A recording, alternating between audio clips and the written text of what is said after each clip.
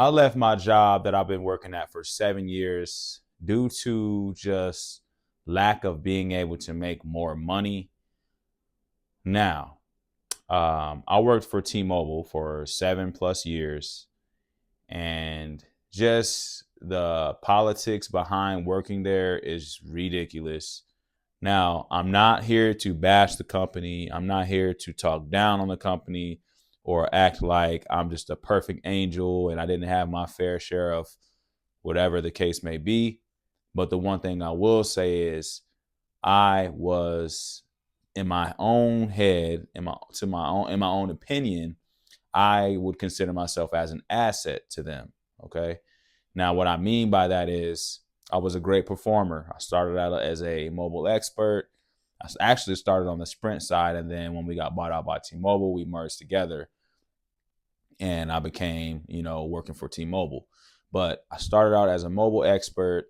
I think I want to say I did that for 4 years. I think I did that for 4 years. And then I had a little issue with my manager, and I'll go into story time a little bit later in one of my other videos.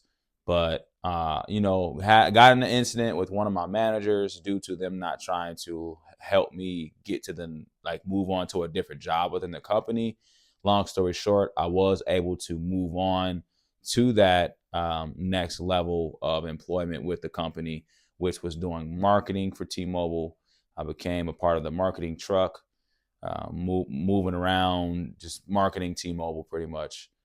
And then from the marketing truck, I became an ME mobile expert again, right? Helping open up different locations, different stores. And then from there, I became a assistant manager. All right. Now, my experience had some ups and downs. I'm not going to say it's just been all bad because it is a really easy job. And I think that's the problem is the job is so easy that you kind of get tied up and wrapped up in that stuff, right? Now, for me, like I said, I felt like I was an asset because I am a great salesman. I know I am. I'm a very solid salesman. I've won Winner's Circle before. If you don't know what Winner's Circle is, it's pretty much just like you perform the best in the entire nation. So, like, I've had my fair share of goals that I've met within the company. But my problem comes with the management. It's nothing to do with T-Mobile. It's the management, the people that you work for. The people that you work for, a lot of times, they don't see you as valuable. They don't see you as something that they want to help grow or get to that next level because a lot of times they already have who they want to put in that next position, right? So my first experience where I felt like I got, whatted on was when I was trying to become an assistant manager the first time. This is what pushed me out to go into the marketing part of T-Mobile. I had applied for a assistant manager position with T-Mobile, and my personal manager, and then his manager, which is considered our DM, they were just playing these games, right? They didn't interview me till everybody else got interviewed. The store that I worked in, and at that time, I was the top performer. Like, I was the one training people, new people that came in. I was doing all the dirty work. The only thing that I would say where I probably can understand or see why they might have not went with me as an assistant manager was because I was a little bit more outspoken. I stood my ground when it came to things I just didn't believe in. And even though I did still do my work and I still did do my job, I just spoke out on things that I felt wasn't fair. And I don't feel like you should be looked at in a bad way for speaking your mind, especially when you've been with a company for a long time or when you've worked for a specific person for a long time. You would think if you've worked with this person for, 4 years, that person would understand you and you would think that they would want you to get to that next level, right? So let me give you an example. If I'm your boss and I'm training you to be a better person, right? My goal is to get you to be either what I am or better than what I am, because now I have it on my resume that I was able to develop you into becoming, this manager or whatever it is that you became. I enjoy doing that. I enjoy uplifting people and showing them the way so that they can either become where I am or even better. All right. Now, a lot of these managers within T-Mobile, they gatekeep. They don't want to see the people that are performing do well because they want to keep you there so you can perform for them and they don't have to try to find somebody else to perform. That's the problem. They want to make people that are managers, the people that they want to be a manager are people that are willing to pretty much kiss ass, if I'm just going to say it outright. And for me personally, I'm not a kiss ass guy. I'm not going to kiss ass to move up to the next spot.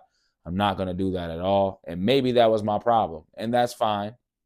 But that's what I don't like about working for T-Mobile is the politics behind it, all the stuff behind the scenes that these managers do that no one gets to see, that the HR department doesn't know about.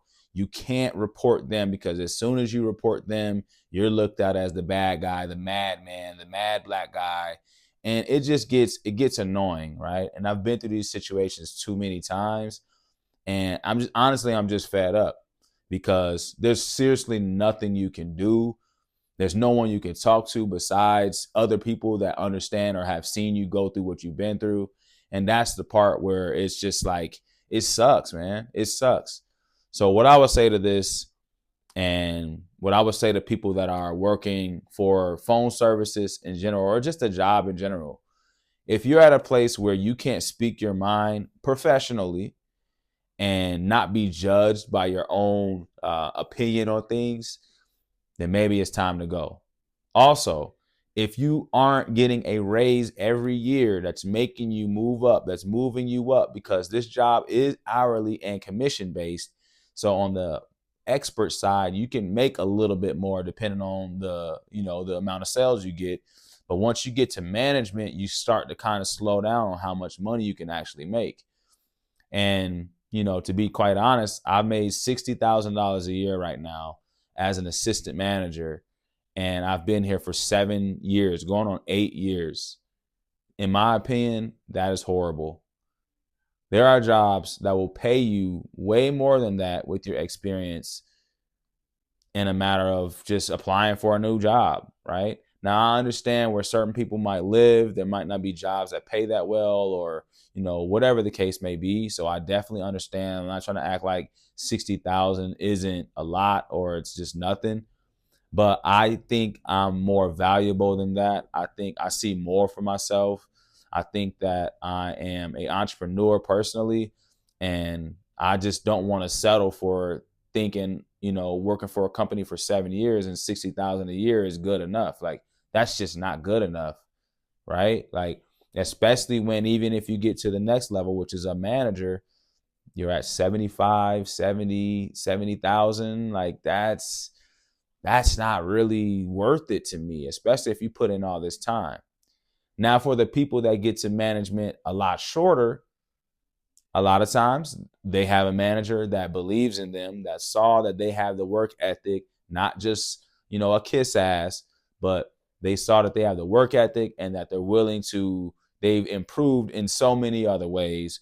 And a lot of times that is the way you want to be moved up. You want to be trying to get moved up as short as possible while not going against your own morals, right? And depending on where you are in America, because there's T-Mobiles all over the place, that can happen. You can have a good manager that knows, that believes in you and trusts you. And I did have that. That's how I was even able to become an assistant manager, because I finally got with a district manager that believed in me, that knew that I was a jack of all trades. And that's what it takes sometimes. As soon as you get that manager that just doesn't see the value in you, everything goes downhill. And that's what I'm facing right now. I'm dealing with a lot with this company, and I'll go over that in my next video. But I just wanted to share you guys my story on working for this company for 7+ years and only making 60K. Is that worth it to you guys? Let me know in the comment box. I'm just curious to know if you guys would settle for that, or if you guys think that's great, or if that's good, or whatever the case is. But I will talk to you guys about the next step in my journey. But I just wanted to share that with you guys for people that are either looking at joining a phone carrier or potentially leaving a phone carrier because they're in the same situation as me. All right. That's all I have for you guys, and I'm out of here.